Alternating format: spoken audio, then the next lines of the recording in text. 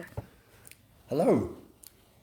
I'd like to talk to you about British justice. Since the days of Edward the Confessor, British justice has had the principle that 12 good men and true will judge you according to the evidence. And British justice has been the template for other countries and other civilisations to found their justice system on. So that's something I think we should be proud of, shouldn't we? I mean, you're innocent till proven guilty, aren't you? Or are you? That's not always the case. And more these days, a lot of innocent people are being convicted and some of them sent to jail and losing everything because they now have to prove their innocence. But I hear you say you're innocent till proven guilty. That's not true. You now, in some cases, have to prove you didn't do what you've been accused of. And in some instances, in order to do that, you've got to go back 10, 20, 30, even 40 years. And we will talk about that. We will cover that as time goes on. Because even if you yourself are not victim to something like that, I'm sure in time you will find friends and family who are, or who have been, or who have friends who have been. Now, if somebody is sent to prison for 18 months, 2 years, 5 years, however long, once they do their time, they're released and they're back into the community and hopefully rehabilitated. That's true, isn't it? Sadly, no, it isn't. There are people who've been convicted to short-term sentences and medium-term sentences and even long-term. And once their sentence has expired, 20 years later, they are still rotting in jail. This is barbaric, this is archaic, and this is something that happens in third world countries. But people, it's happening here. And Proper Justice will draw your attention to this in one of our series. There are people who have been guilty purely by association because they've been somewhere with someone when a crime has been committed. They have been convicted. Some people are even serving life because they couldn't prove that they had nothing to do with it. And again, this is something that has affected so many individuals, so many families, so many children. It just goes on. And we wish to draw your attention to that. There are people who've had to remortgage their property. Some have even gone bankrupt to defend themselves. Now, even in America, where legal assistance and an attorney is appointed for you, it's done through the state, and you get a far better service than you do here. Because legal aid, because it pays so little, is literally the bottom of the barrel, and it takes a very, very dedicated solicitor or somebody, excuse me, who just wants you in and out of court and done to get their money. It goes on. And it is scandalous the way the legal system works. I know people who've pleaded guilty rather than fight their corner because it's cheaper. I know people who've pleaded not guilty and have even been acquitted, but still they have to pay. They can't get their money back. They can only get the legal aid element, which is a tiny fraction of the amount of money that these people have had to pay. Over the coming months, Proper Justice will expose these scandals. We will be giving you stories from people or about people who have experienced possibly one or maybe some more of the instances that I've mentioned. But it's not all about innocent people. There are people out there who should be in jail and they're not. Why? Because the whole legal system has let them walk. And this is wrong too, and we will outline that.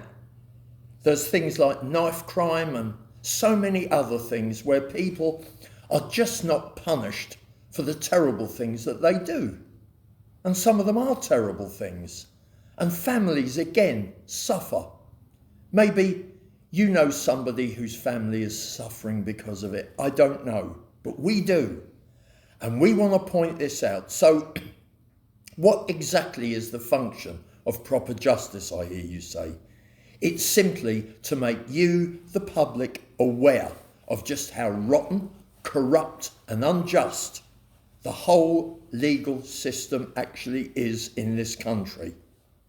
But what are you going to do about it, I hear you say? Well, in a word, we're not going to do anything about it. But we know people who can.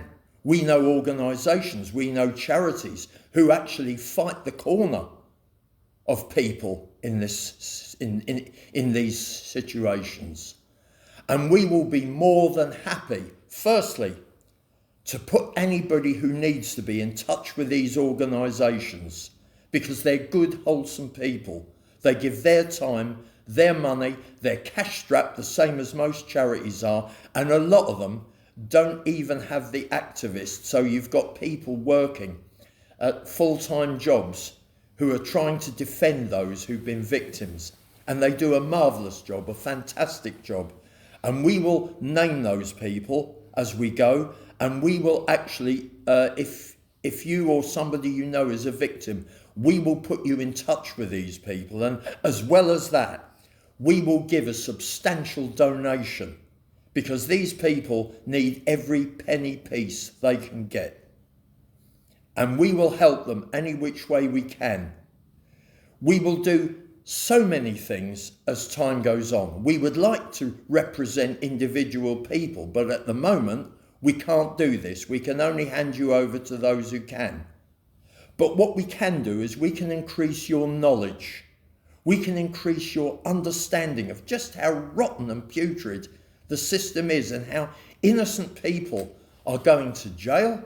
Innocent people are having to pay to prove their innocence and be acquitted. And guilty people are walking the streets. This is so wrong. We will cover every aspect of that as time goes on.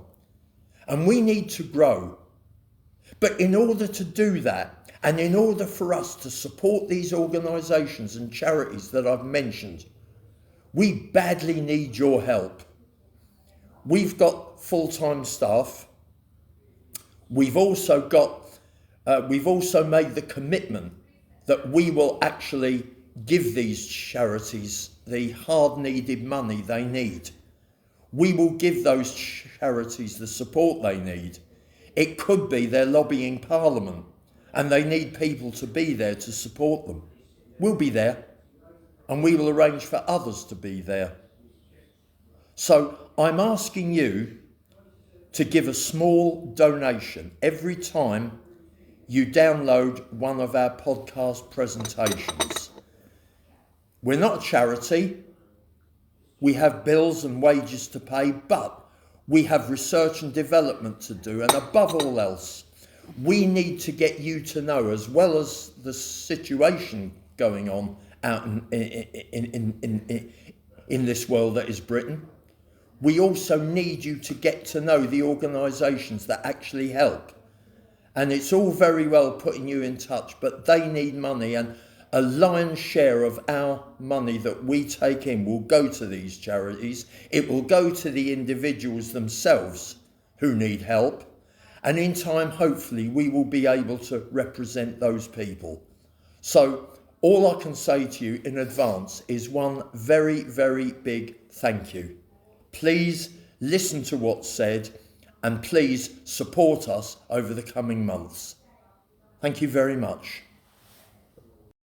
Hi, my name is Kat Porterdale. I am the legal advisor for Proper Justice. So, as you've just heard, we need help desperately. And I mean desperately. We want to help other charities, and we want to make sure that people are put into the correct places and in the right direction. We want to make people aware of what is going on in the British justice system. And as much as I love Britain, as much as I love it, it's my home, and as much as I love the fact that we have so much, the government is failing so badly. And we need to underline and make these failings present. We need to make people have knowledge about these incidents and how much it's not just a case one or two, it's a thing that happens every so often. No, it happens every single day in our country. And we need to ensure that people are in that knowledge. Because without knowledge, we don't have power. Because knowledge is indeed power. And as Frank said, what we do is we highlight these issues every month with our podcasts and videos. So hopefully, in the future, we shall be bringing up about wrongful convictions. That is one of our main things. About how the government fails with other things. For example, struggling to cope with the NHS. The NHS, by all means, is absolutely fantastic, but it's something that needs to be changed in the government sense. They need to change things, and all they want is money in their back pockets, and that needs to change. People are pleading guilty because they've got no other choice. Even if they don't plead guilty, they lose everything. People have lost family members because of this. And I say no more. I say no more to this. We must fight, and we must show people what we can do. As I said, knowledge is power. We need your help. Please help us. And that is everything we do. But I will assure everything is done in the correct way, legally, and I can assure anyone pointing them in the correct direction of which laws to make. And I can also ensure that people are able to find those laws and the correct laws, so they are not stuck in a situation that they don't need to be in, because it's happening far too often now. Thank you so much for your support.